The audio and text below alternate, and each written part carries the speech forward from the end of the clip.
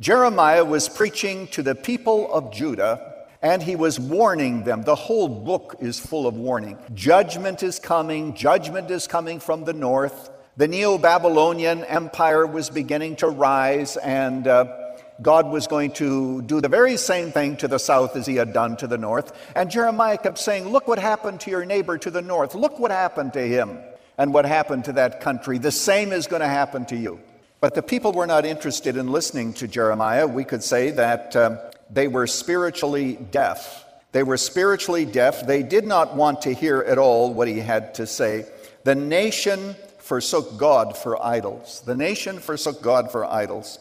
And God keeps calling to them again and again, and they aren't listening. And God says, okay, since you aren't listening to me, he said, I'm going to give you some false prophets. And the book of Jeremiah devotes whole chapters to false prophets.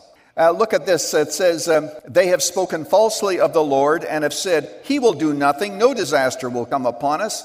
We shall not see sword or famine. In other words, God is just there to bless you. All that you need to do is to claim your blessing. And then the Lord says, I'm in chapter 5, verse 31, the prophets prophesy falsely, and the priests rule at their direction, and my people love to have it so. What they are saying is, give us the false prophets who tell us what we want to hear.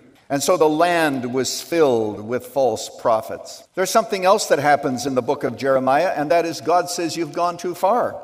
You've gone too far to turn back. For example, in chapter 2, verse 13, the nation forgot God. In chapter 15, verse 1, it goes on to talk about the fact that even if Moses, and this is so sobering, even if Moses and Samuel were to pray, God says, I won't hear because you've gone too far. And what did the people respond when God told them that? Well, in chapter 18, they says, we will follow our own plans and we will follow every one of us according to the stubbornness of our evil heart. What they were saying is, consider us stubborn, consider us to have evil hearts, but that is exactly what we are going to do, and we aren't going to follow God. Wow.